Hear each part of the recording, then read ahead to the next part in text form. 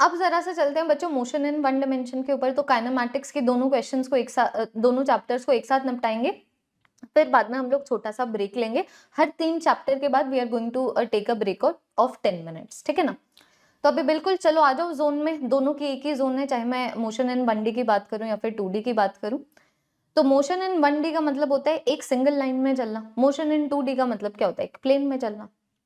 तो सबसे पहले तो काइनेमैटिक्स में जो दो फिजिकल क्वांटिटीज का इंट्रोडक्शन सबसे ज्यादा इंपॉर्टेंट है, वो तो है डिस्टेंस और डिस्प्लेसमेंट।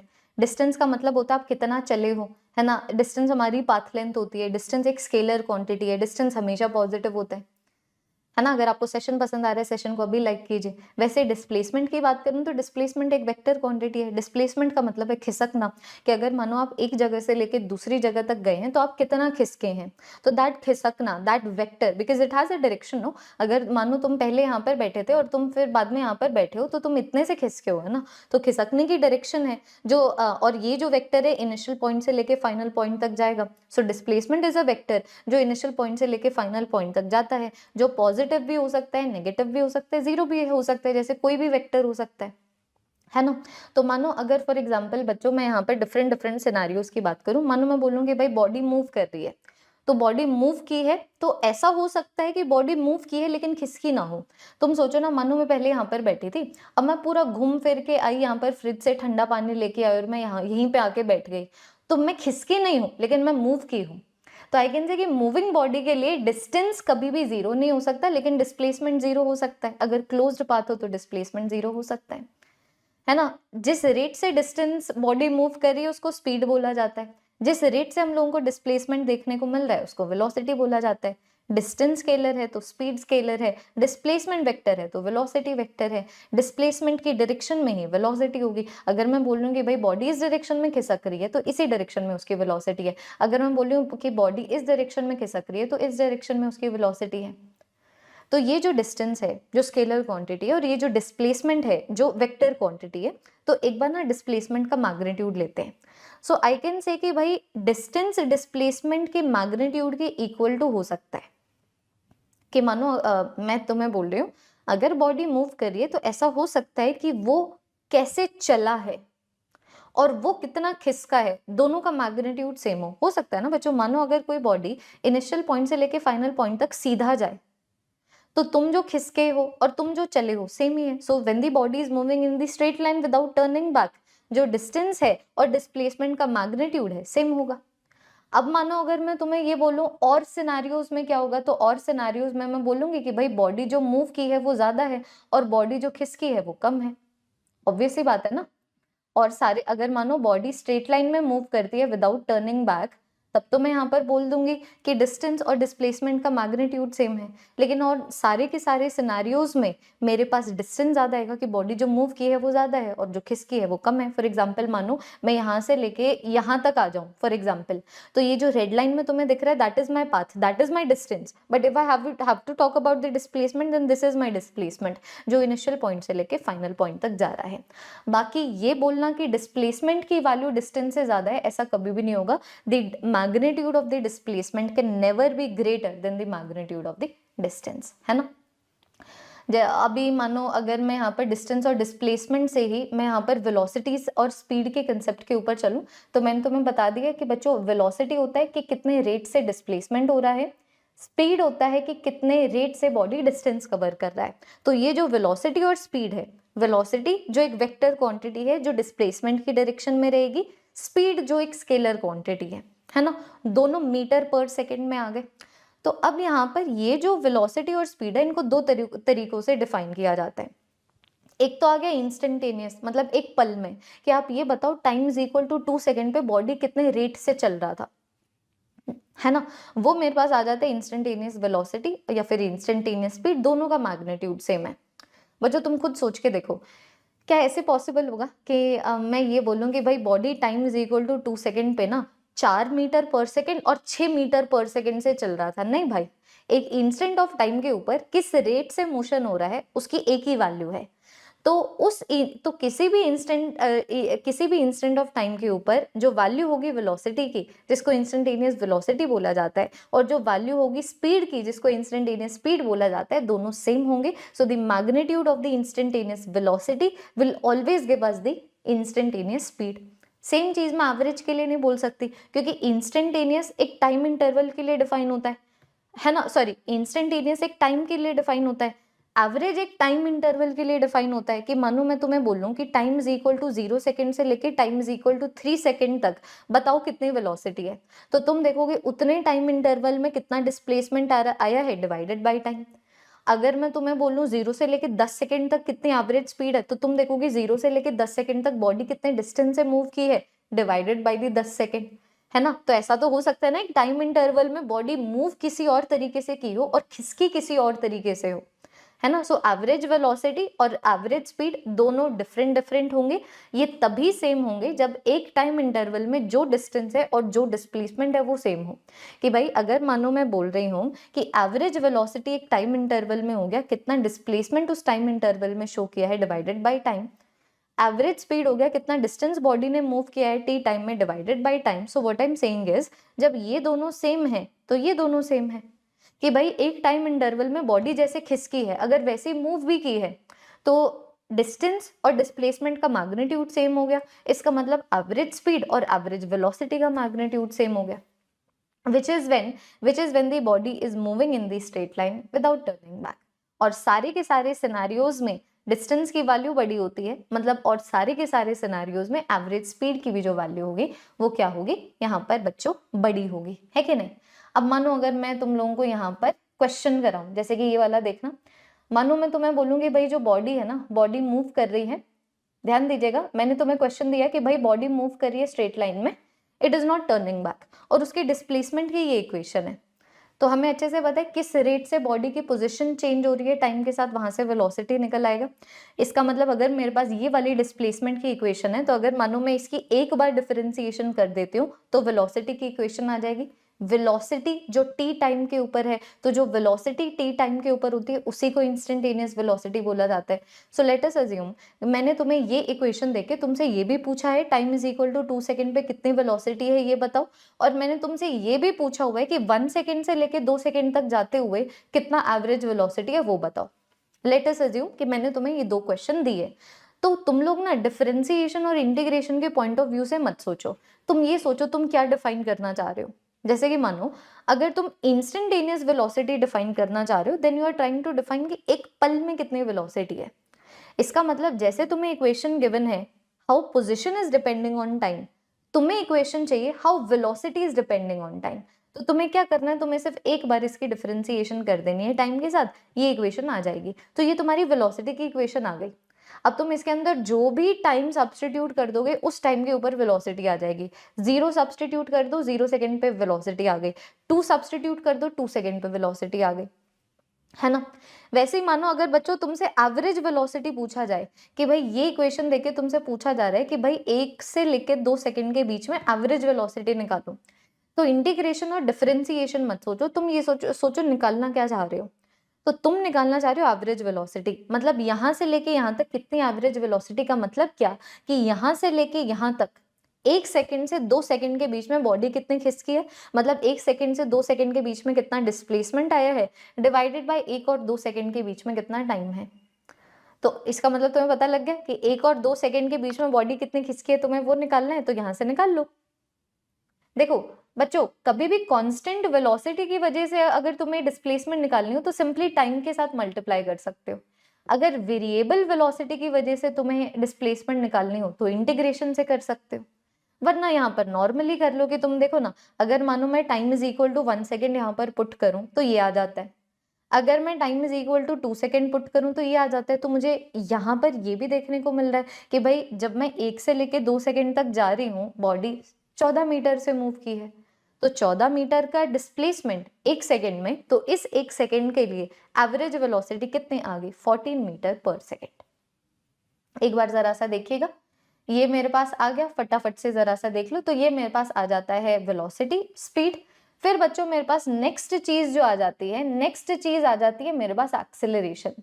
तो जैसे वेलोसिटी होता है कितने रेट से डिस्प्लेसमेंट हो रहा है, जैसे स्पीड होता है कितने रेट से बॉडी मूव कर रही है, वैसे ही एक्सेलरेशन होता है कितने रेट से बॉडी की वेलोसिटी में चेंज आ रहा है। तो दो ही कंसेप्ट है। अगर तुमने चैप्टर पढ़ा हुआ है तुम्हें कोई दिक्कत नहीं आ रही होगी, तुम्हें दिक्कत सिर्फ तब आएगी जब तुमने बच्चों पढ़ा नहीं है। और देखो मैं दोबारा से बोल रही हूँ, रिवीजन का मतलब ये होता है तुम पहले कर चुके हो। रिवीजन का मतलब going back to everything that you have studied. If you have not studied this then you do not have anything to go back to, है ना। बाकी अगर पढ़ा हुआ है तो बिल्कुल मस्त रिवाइज हो रहा होगा। तो दो जनरल टर्म्स हैं, एक है इंस्टेंटेनियस मतलब एक टाइम के ऊपर, एक है एवरेज एक टाइम इंटरवल के लिए। कितना बॉडी मूव की है, कितने कितने रेट से बॉडी मूव की है एक इंस्टेंट के ऊपर, that is the instantaneous velocity और स्पीड। कितना डिस्प्लेसमेंट बॉडी ने शो किया टी टाइम में divided by T time, that is the average velocity. कितना डिस्टेंस मूव किया है बॉडी ने in T time divided by T time, that is the average speed, है ना। वैसे ही एक्सेलरेशन में भी है, एक्सेलरेशन है कि बॉडी की कितने रेट से वेलोसिटी चेंज हो रही है। तो अगर मुझे एक इंस्टेंट के ऊपर बताना हो कि भाई इस इंस्टेंट के ऊपर what is the rate at which the velocity is changing with time, तो वो मेरे पास इंस्टेंटेनियस एक्सेलरेशन आ गया डीवी बाई डी टी। अगर तुम्हें ये निकालना हो कि भाई मानो 1 सेकंड से लेके 10 सेकंड के बीच में एवरेज एक्सेलरेशन कितना है, तो तुम अगेन देखोगे 1 से लेके 10 सेकंड के बीच में वेलोसिटी में कितना चेंज आया है और उसको डिवाइड कर दोगे 1 से लेके 10 सेकंड के बीच में जो टाइम है विच इज 9 सेकंड से, दैट इज इट।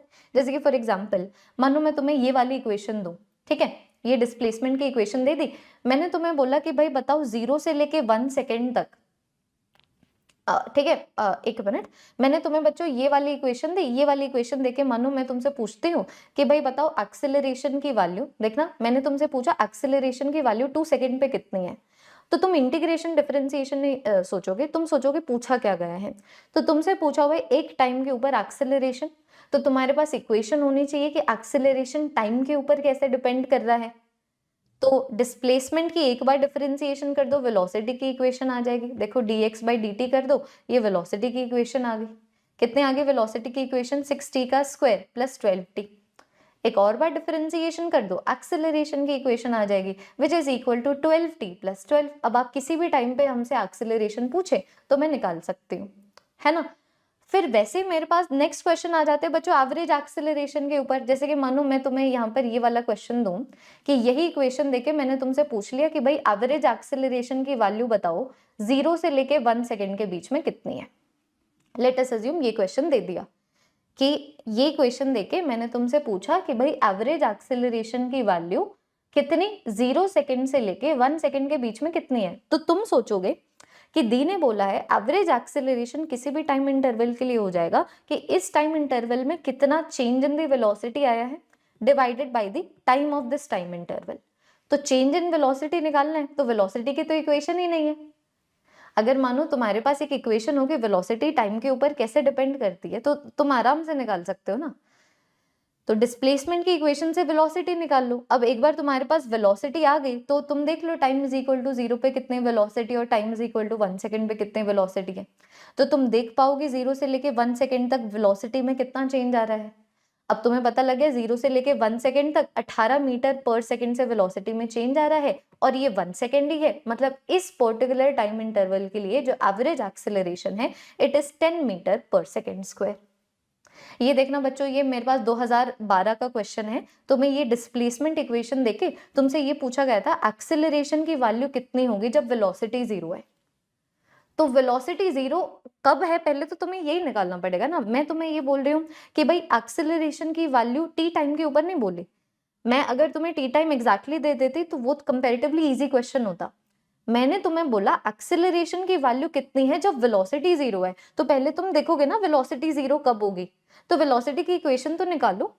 ये डिस्प्लेसमेंट की इक्वेशन है, कीजिए इसका एक बार डिफरेंशिएशन तो वेलोसिटी की इक्वेशन आएगी।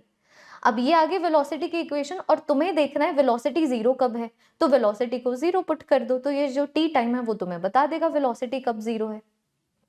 तो तुम यहाँ पर देख पा रहे हो वेलोसिटी 2 सेकंड पे 0 आ गई, है ना। अब वेलोसिटी की एक और बार डिफरेंशिएशन करो ताकि एक्सेलरेशन की इक्वेशन आ जाए, क्योंकि तुमसे ये नहीं पूछा हुआ है वेलोसिटी किस टाइम के ऊपर 0 है, तुमसे पूछा हुआ है जब वेलोसिटी 0 है एक्सेलरेशन कितना है।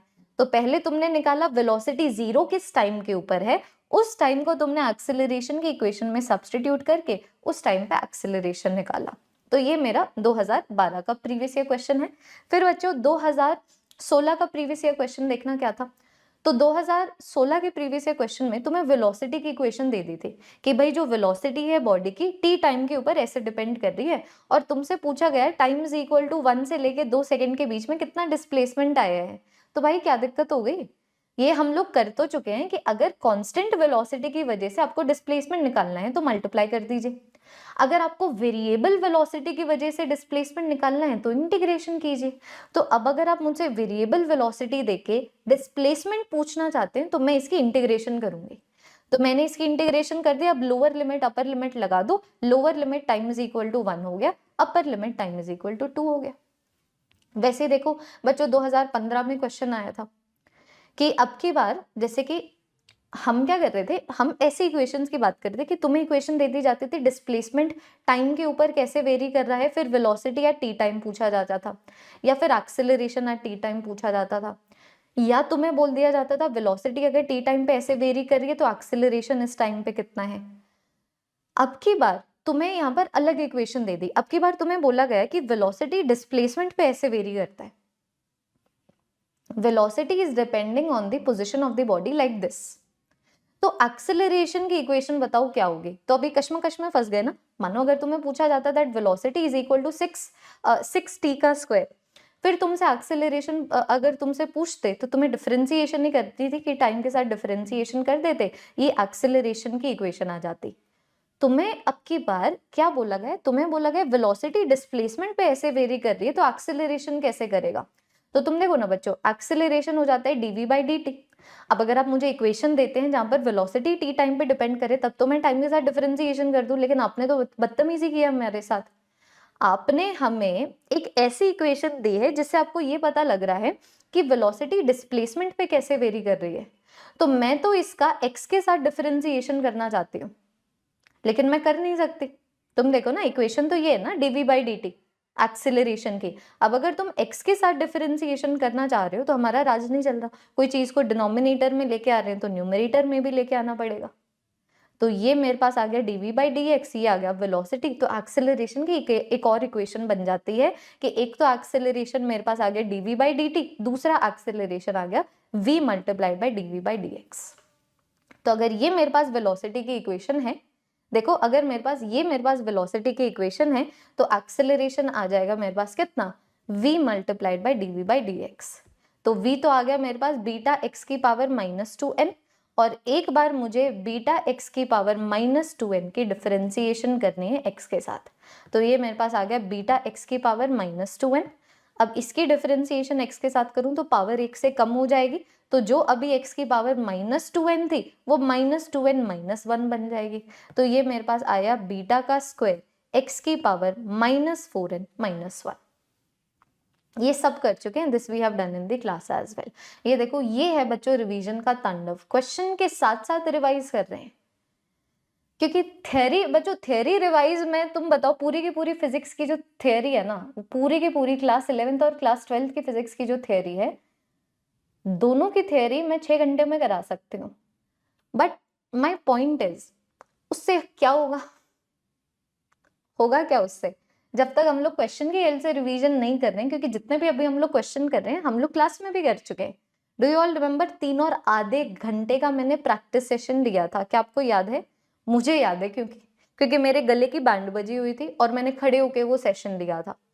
3 और आधे घंटे का सेशन था वो, हम लोगों ने पूरी काइनेमैटिक्स के ऊपर क्वेश्चन सॉल्व किए थे। तो जितने भी तरीके के क्वेश्चंस हम लोग आज डिस्कस करें, we have done each and everything. तो वही जो पहले ज्यादा कर लेगा उसके पास लग्जरी रहेगी कि उसको आगे करने में इजी रहेगा। जिन बच्चों ने मुझे फॉलो किया तुम्हारे लिए सबसे इजी आज की क्लास को फॉलो करना। जिन्होंने दूसरे टीचर को भी फॉलो किया, I am very sure if he और she is a good teacher, उन्होंने डेफिनेटली तुम लोगों को ये करवाए होंगे। दिक्कत सिर्फ उनको होगी जिन्होंने पढ़ाई नहीं की है ना। और देखो तुमने अगर कुछ किया है तो टीचर का बिल्कुल हक बनता है तुम्हें ये बोलना कि भाई तुमने पढ़ाई नहीं की है।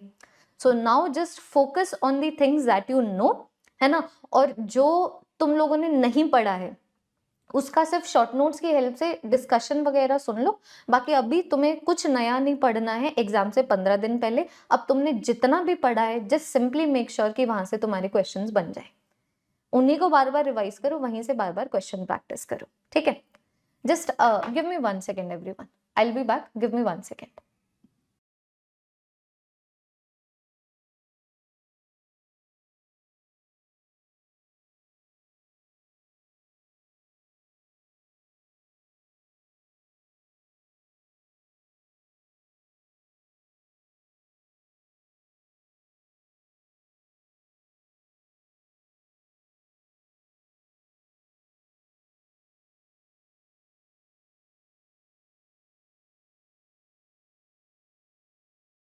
Okay, I am hoping I am clearly Audible and visible.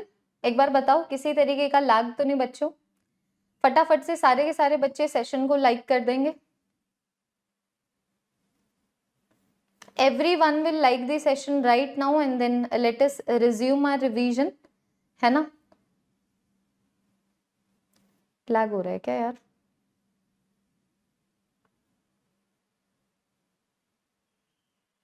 बच्चों एक बार कंफर्म करोगे, is there some kind of lag?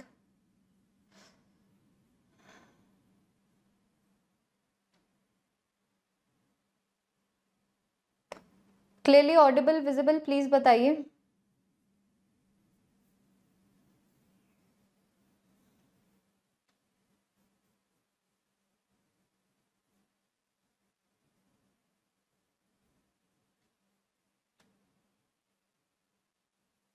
Okay, all good. Okay okay, thank you so much everyone, wanted to know that. ठीक है, चलिए तो अभी हम लोग क्या करते हैं, कंटिन्यू करते हैं और काइनेमैटिक ग्राफ्स के ऊपर डिस्कशन शुरू करते हैं। तो काइनेमैटिक ग्राफ्स में हम लोगों ने देखा है कि भाई देखो, काइनेमैटिक ग्राफ्स में जो सबसे इंपॉर्टेंट चीज होती है वो तो होता है स्लोप। किसी भी ग्राफ के स्लोप को निकालना सबसे ज्यादा अहम चीज होती है। अगर मानो फॉर एग्जांपल मैं स्ट्रेट लाइन ग्राफ की बात करूं तो बच्चों स्ट्रेट लाइन ग्राफ का एक कांस्टेंट स्लोप है, क्योंकि स्लोप का मतलब होता है फिसलन। जैसे कि मानो अगर मैं तुम्हें बोलूंगी भाई ये मेरे पास कोई ग्राफ है, दिस इज माई ग्राफ, तो एक कांस्टेंट स्लोप है कि अगर तुम चाहे यहाँ से फिसलो या फिर तुम यहाँ से फिसलो या फिर तुम यहाँ से फिसलो, सेम ही बात है। अगर मानो मैं और किसी तरीके की मानो इसकी ग्राफ की बात करूं तो यहाँ पर डिफरेंट डिफरेंट स्लोप है। जैसे कि यहाँ पर स्लोप कुछ और, यहाँ पर फिसलन कुछ और हो गई, यहाँ पर फिसलन कुछ और हो गई, यहाँ पर फिसलन कुछ और हो गई। तो स्ट्रेट लाइन ग्राफ का कांस्टेंट स्लोप होता है, लेकिन और जितने भी ग्राफ हैं जो स्ट्रेट लाइन ग्राफ नहीं है उनका वेरिएबल स्लोप होता है। So this is about our understanding of the slopes. Now if I have to define the slope, कि भाई स्लोप को मैथमेटिकली डिफाइन करूं, तो स्लोप को हम लोग कैसे डिफाइन करते हैं? स्लोप एंगल की हेल्प से। स्लोप एंगल हम लोग कैसे डिफाइन करते हैं कि जैसे कि मानो फॉर एग्जांपल मैं तुम्हें ये वाले ग्राफ की बात करूं, ये वाला ग्राफ मैंने तुम्हें दे दिया, मैंने तुम्हें बोला यहाँ पर स्लोप निकालो, तो तुम्हें क्या करना है, यहाँ पर एक टेंजेंट बनानी है और देखना है वो वाला टेंजेंट पॉजिटिव एक्स एक्सिस के साथ कितना एंगल बना रही है, that is our slope angle. tan of the slope angle gives us the slope, यहाँ से 2022 में क्वेश्चन पूछा गया था। tan of the slope angle gives us the slope। उसी तो मानो आपकी बार में तुम्हें ना ये वाला क्वेश्चन देके पूछूं कि भाई बताओ स्लोप कैसे चेंज हो रहा है, तो तुम सबसे पहले स्लोप निकालोगे। तो तुम देख पा रहे हो यहाँ पर इस पॉइंट पे स्लोप निकालूं तो ये टेंजेंट, ये पॉजिटिव एक्स एक्सिस, ये मेरे पास आ गया स्लोप एंगल। एक्यूट है मतलब स्लोप पॉजिटिव है। यहाँ पर स्लोप निकालूं तो ये आ गया टेंजेंट, ये आ गया पॉजिटिव एक्स एक्सिस, अगेन ये जो एंगल है एक्यूट है। एंगल एक्यूट है तो tan थीटा पॉजिटिव है, मतलब यहाँ पर भी स्लोप पॉजिटिव है। तो मैं तुम्हें बोल रही हूँ कि tan ऑफ एक्यूट पॉजिटिव होता है, tan ऑफ ऑब्ट्यूस नेगेटिव होता है। तो अगर मेरे पास स्लोप एंगल एक्यूट है तो स्लोप पॉजिटिव है, और उसी तरीके से मानो अगर मेरे पास जो स्लोप एंगल है वो ऑब्ट्यूस है तो मेरे पास जो स्लोप है वो भी नेगेटिव रहेगा। तो मैं बोल रही हूँ कि एक्यूट और ऑब्ट्यूस से पॉजिटिव और नेगेटिव निकालो और सारी चीजें तो तुम्हें डायग्राम में ही नजर आ जाएंगी कि तुम ना उस स्लोप के ऊपर बैठ जाओ। जहां पर तुम ज्यादा तेजी से फिसलोगे या फिर जहां पर तुम लोग फिसलते हुए सबसे ज्यादा चिल्लाओगे वहां पर बड़ा मैग्नीट्यूड है। फॉर एग्जाम्पल यहाँ पर स्लोप ऐसे था, यहाँ पर स्लोप ऐसे है, तुम यहाँ पर इस तरीके से गिरो और तुम यहाँ पर इस तरीके से गिरो, देखो कहां पर गिरते हुए तुम सबसे ज्यादा चिल्लाओगे?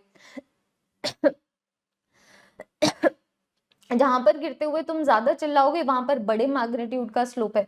तो मैं बोल दूंगी यहाँ पर पॉजिटिव स्लोप है, यहाँ पर भी पॉजिटिव स्लोप है, लेकिन यहाँ पर बड़े मैग्नीट्यूड का स्लोप है तो मोर आ गया, यहाँ पर छोटे मैग्नीट्यूड का स्लोप है तो लेस आ गया। तो हम लोग लेस पॉजिटिव से लेके मोर पॉजिटिव, लेस पॉजिटिव से मोर पॉजिटिव तक जा रहे हैं, इसका मतलब इंक्रीजिंग स्लोप है। उसी तरीके से मानो अगर सेम कंसेप्ट को मैं रिपीट करूं अभी ये वाले ग्राफ की हेल्प से, मैं तुमसे पूछूंगी भाई स्लोप कैसे चेंज हो रहा है, स्लोप एंगल कैसे चेंज हो रहा है, तो तुम एक पहले वाला पॉइंट ले लो, एक बाद वाला पॉइंट ले लो। यहाँ पर टेंजेंट ये है, ये पॉजिटिव एक्सिस है, यहाँ पर टेंजेंट ये है, यहाँ पर पॉजिटिव एक्सिस है। तो अब मैं देख पा रही हूँ दोनों जगह स्लोप एंगल ऑब्ट्यूज है, तो दोनों जगह स्लोप एंगल अगर ऑब्ट्यूज है मतलब स्लोप नेगेटिव है, पहली चीज। यहाँ पर भी स्लोप नेगेटिव है, यहाँ पर भी स्लोप नेगेटिव है। यहाँ पर मेरे पास टेंजेंट ही है, यहाँ पर मेरे पास टेंजेंट ही है, तो ऑब्वियस ही बात है यहाँ पर मैं बिल्कुल तुरंत फिसलूंगी, यहाँ पर कम चिल्लाते हुए फिसलूंगी। तो जहां पर ज्यादा चिल्लाते हुए फिसलूं वहां पर मैग्नीट्यूड ज्यादा है, मतलब यहाँ पर जो स्लोप है नेगेटिव है लेकिन बड़े मैग्नीट्यूड का, यहाँ पर जो स्लोप है छोटा, यहाँ पर जो स्लोप है वो भी नेगेटिव है लेकिन कम मैग्नीट्यूड का। तो बड़े मैग्नीट्यूड का नेगेटिव, छोटे मैग्नीट्यूड का नेगेटिव। लेट अस अज्यूम ये -2 है, ये -5 है, तो ऑब्वियसली बात है स्लोप क्या कर रहा है, स्लोप इंक्रीज कर रहा है। स्लोप क्या कर रहा है बच्चों, स्लोप जेन्युइन मैथमेटिकल टर्म्स में इंक्रीज कर रहा है, बाकी जो मैग्नीट्यूड है स्लोप का वो डिक्रीज कर रहा है। तो ये बहुत इंपॉर्टेंट है, हम लोगों ने क्लास में ये चीज की थी कि हमेशा change in the slope angle वगैरह सब सेकेंडरी चीजें होती हैं। आप पहले स्लोप एंगल निकालिए, फिर देखिए स्लोप एंगल निकालो, स्लोप एंगल से स्लोप निकालो। एक बार आपके पास स्लोप आ गया तो किस तरीके से स्लोप चेंज हो रहा है इसको निकालना कोई बहुत बड़ी बात होगी नहीं, है ना। फिर हम लोगों ने बच्चों यहाँ पर दो चीजें की थी, इफ यू ऑल रिमेम्बर, कि अगर मानो मैं बच्चों डिस्प्लेसमेंट टाइम ग्राफ की बात करूं तो यहाँ पर स्लोप मुझे वेलोसिटी देता है, क्योंकि स्लोप मेरे पास बेसिकली ये है ना, differentiation of the physical quantity taken on the Y axis with the physical quantity taken on the X axis, है ना। स्लोप मेरे पास dy बाई डी एक्स का इस तरीके से भी हम लोग लिखते हैं। तो डिस्प्लेसमेंट टाइम ग्राफ में स्लोप वेलोसिटी आ गया, वेलोसिटी टाइम ग्राफ में जो स्लोप है मेरे पास एक्सेलरेशन आ गया। वैसे ही मानो अगर मैं एरिया अंडर द ग्राफ की बात करूं तो मानो ये मेरे पास y आ गया, ये x आ गया, है ना। स्लोप निकालने के लिए y बाई एक्स करो, एरिया निकालने के लिए y मल्टीप्लाइड बाई एक्स करो।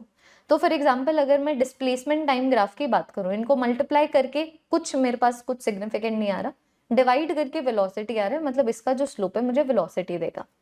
मानो मैं वेलोसिटी टाइम ग्राफ की बात करूं, मल्टीप्लाई करके डिस्प्लेसमेंट आ रहा है, मतलब इसके अंदर का जो एरिया है मुझे डिस्प्लेसमेंट देगा, डिवाइड करके एक्सेलरेशन आ रहा है, मतलब स्लोप एक्सेलरेशन देगा। अगर मैं एक्सेलरेशन टाइम ग्राफ की बात करूं तो डिवाइड करने से कुछ सिग्निफिकेंट आ नहीं रहा है, वैसे आ रहा है but we don't have to talk about it. Multiply करके चेंज इन वेलोसिटी आ रहा है, इसका मतलब एरिया, इसका मतलब एक्सेलरेशन और टाइम ग्राफ के अंडर का जो एरिया है मुझे वेलोसिटी नहीं देगा, चेंज इन दी वेलोसिटी देगा। जो बच्चे वेलोसिटी बोल रहे हैं बच्चों, again you are doing a mistake.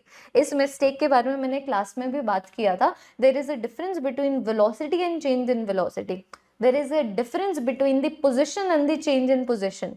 Velocity time graph के अंडर का एरिया आपको पोजीशन नहीं देता, चेंज इन पोजीशन देता है, जिसको डिस्प्लेसमेंट बोला जाता है।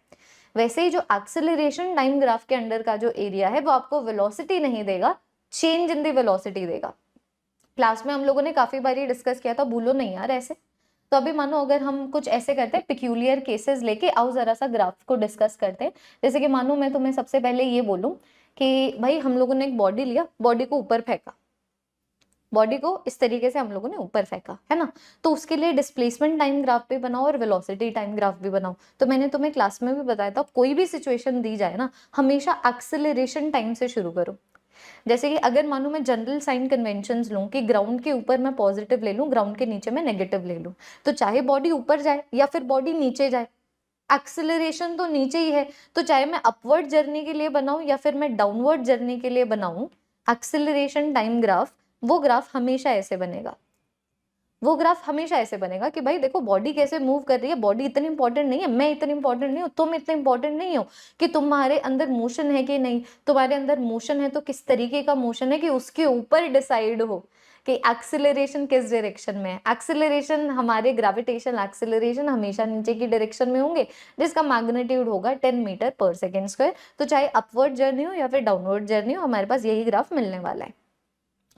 एक बार एक्सेलरेशन टाइम ग्राफ बना लिया, अब वेलोसिटी पे आओ बच्चों। तो अपवर्ड जर्नी में जो बच्चों मेरी वेलोसिटी है, देखो ना, जैसे कि फॉर एग्जांपल मैंने ऐसे फेंका था 10 मीटर पर सेकंड से, तो पहले तो ये ऊपर जाएगा, रेस्ट के ऊपर आ जाएगा, फिर नीचे इस तरीके से आएगा, 10 मीटर पर सेकंड से दोबारा से ग्राउंड को हिट करेगा, ऐसे ही होता है ना। तो आई कैन से कि भाई अपवर्ड जर्नी के लिए जो वेलोसिटी है पॉजिटिव 10 से 0 तक जा रही है कांस्टेंट रेट से, डाउनवर्ड जर्नी में जो वेलोसिटी है 0 से लेके 10 तक जा रही है कांस्टेंट रेट से। तो मैं बोल दूंगी अपवर्ड जर्नी में वेलोसिटी +10, +9, +8 करके 0 तक चली गई, है ना। डाउनवर्ड जर्नी में वेलोसिटी नीचे की डायरेक्शन में है और 0 से 10 तक जा रही है। तो देखो वेलोसिटी पहले 0 थी, ये देखिए वेलोसिटी 0 थी, फिर बाद में वेलोसिटी नेगेटिव की डायरेक्शन में 1 मीटर पर सेकेंड हो गई, फिर नेगेटिव की डायरेक्शन में वो 3 मीटर पर सेकेंड हो गई, फिर नेगेटिव की डायरेक्शन में वो 10 मीटर पर सेकेंड हो गई। ये सब क्लास में डिस्कस कर चुके हैं, है ना। एक बार वेलोसिटी, एक बार एक्सेलरेशन टाइम बना दिया, फिर वेलोसिटी टाइम में आओ, फिर डिस्प्लेसमेंट टाइम में जाओ कि भाई देखो जब हम बॉडी को ऊपर फेंक रहे हैं वेलोसिटी पॉजिटिव है, इसका मतलब मैं जब डिस्प्लेसमेंट टाइम ग्राफ बनाऊंगी तो एक ऐसा ग्राफ मिलेगा मुझे जिसका स्लोप हमेशा पॉजिटिव हो। तो तुम देखो अगर मानो मैं ये वाला ग्राफ बनाऊं तो इसका भी स्लोप हमेशा पॉजिटिव है, मैं ये वाला ग्राफ बनाऊं तो इसका भी स्लोप हमेशा पॉजिटिव है। लेकिन मुझे एक ऐसा ग्राफ बनाना है जहां पर स्लोप का मैग्नीट्यूड डिक्रीज हो रहा हो, क्योंकि तुम देखो ना जब तुम ऊपर बॉडी को फेंक रहे हो तो उसकी स्पीड डिक्रीज करती जा रही है ना, मतलब मैग्नीट्यूड ऑफ वेलोसिटी डिक्रीज करता जा रहा है, मतलब मैग्नीट्यूड ऑफ स्लोप डिक्रीज करता जा रहा है, मतलब फिसलन कम होती जा रही है। तो पहले ज्यादा फिसलन थी, फिर फिसलन कम होती गई, कम होती गई, कम होती गई। तो ये देखो बच्चों पहले कितनी ज्यादा फिसलन थी, फिर बाद में फिसलन कम हो गई, फिर बाद में फिसलन और कम हो गई। और जब वो नीचे आ रही है तब क्या होगा, जब वो नीचे आ रही है what is going to happen, जब वो नीचे आ रही है number 1 velocity is going to be negative, मतलब मुझे यहाँ पर एक ऐसा ग्राफ बनाना है जिसका स्लोप हरदम नेगेटिव हो। अगर मैं ऐसे बनाती हूँ तो स्लोप नेगेटिव नहीं है, देखो स्लोप एंगल एक्यूट आ रहा है। जब बॉडी नीचे आ रही है मुझे ऐसा ग्राफ बनाना है कि स्लोप एंगल मेरे पास ऑब्ट्यूज आए। तो वो देखो इस तरीके से मैं बना सकती हूँ, ये देखो यहाँ पर स्लोप एंगल ऑब्ट्यूज, यहाँ पर देखो मेरे पास स्लोप एंगल ऑब्ट्यूज, यहाँ पर देखो स्लोप एंगल ऑब्ट्यूज। तो मुझे एक ऐसा ग्राफ बनाना है जिसके लिए स्लोप एंगल नंबर 1 ऑब्ट्यूज हो। दूसरी चीज, जब बॉडी नीचे आ रही है तेजी तेजी से नीचे आ रही है, मतलब जैसी बॉडी नीचे आ रही है स्पीड इंक्रीज हो रही है, मैग्नीट्यूड ऑफ वेलोसिटी इंक्रीज हो रहा है, तो मैग्नीट्यूड ऑफ स्लोप इंक्रीज होना चाहिए। तो जैसे जैसे बॉडी नीचे आ रही है स्लोप की जो स्लोप है उसका मैग्नीट्यूड इंक्रीज होना चाहिए, मतलब ग्राफ की फिसलन इंक्रीज होनी चाहिए। तो ग्राफ की फिसलन देखो ऐसे इंक्रीज हो रही है, यहाँ पर जब तुम नीचे गिरोगे कम चिल्लाओगे, यहाँ पर अगर गिरोगे ज्यादा चिल्लाओगे। Every graph we have done in the class, ये बस मैंने तुम लोगों को रिकैप दे दिया, क्योंकि भाई रिवीजन का तांडव है, छोड़ना हम लोगों को कुछ भी नहीं है। नेक्स्ट मेरे पास आ जाती है काइनेमैटिक की इक्वेशंस। तो अगर मानो फॉर एग्जांपल तुम यूनिफॉर्म एक्सेलरेशन लेके चल रहे हो तो v is equal to U plus A T, S is equal to U T plus half A T square, V square minus U square is equal to 2as, है ना। Uniform acceleration के लिए ये इक्वेशन आ गई। In case मानो uniform acceleration ना हो, let us assume, मानो मैं तुम्हें बोलूं कि भाई जो मेरे पास एक्सेलरेशन है मैंने यहाँ पर a नॉट टी स्क्वायर लिया हुआ, मानो मैं कोई और क्वेश्चन देती हूँ, मानो मैं बोलूं कि एक्सेलरेशन 60 है ना। अब जरा सा बताओ कि अगर इनिशियल वेलोसिटी की वैल्यू u है तो फाइनल वेलोसिटी की वैल्यू कितनी होगी, सब कर चुके हैं क्लास में। तो इनिशियल वेलोसिटी देके फाइनल वेलोसिटी पूछा जाए तो तुम बोलोगे कि भाई देखो फाइनल वेलोसिटी हो जाता है initial velocity plus the change in the velocity. तो भैया जी change in velocity constant acceleration की वजह से निकालते तो सिंपली मल्टीप्लाई करते, अब वेरिएबल एक्सेलरेशन की वजह से निकाल रहे हैं तो इंटीग्रेशन करना पड़ेगा, है ना। तो ये वेरिएबल एक्सेलरेशन है, इस वेरिएबल एक्सेलरेशन की मैं इंटीग्रेशन करूंगी टाइम के साथ तो मेरे पास बनेगा कितना ये, so this is my change in the velocity. तो इनिशियल वेलोसिटी है मेरे पास u, change in the velocity होगी ये, so this is my equation. एक बार जरा से देखिए क्लास में हम लोगों ने ये चीज डिस्कस की थी ना, कांस्टेंट वेलोसिटी की वजह से, ध्यान दीजिएगा दो चीजें बच्चों मैं यहाँ पर बोल रही हूँ, देखना। अगर वेलोसिटी कांस्टेंट हो तब अगर तुम्हें डिस्प्लेसमेंट निकालना हो तो सिंपली मल्टीप्लाई कीजिए, जैसे कि जब एक्सेलरेशन कांस्टेंट हो और तब तुम्हें चेंज इन द वेलोसिटी निकालना हो तो सिंपली मल्टीप्लाई कीजिए। इट इज व्हेन वेरिएबल, अगर मानो वेरिएबल वेलोसिटी आ जाए और वेरिएबल वेलोसिटी की वजह से तुमसे डिस्प्लेसमेंट पूछा जाए तो तुम्हें फिर यहाँ पर इंटीग्रेशन करनी पड़ती है, वैसे ही मैं बोल रही हूँ कि अगर वेरिएबल एक्सेलरेशन की वजह से तुम्हें चेंज इन वेलोसिटी पूछा जाए तो तुम्हें यहाँ पर भी इंटीग्रेशन करनी पड़ेगी, है ना। अब मानो मैं यहाँ पर कुछ क्वेश्चन टाइप्स को डिस्कस करूँ, कंसेप्ट्स तो यही थे, और क्वेश्चन टाइप्स को डिस्कस करूँ।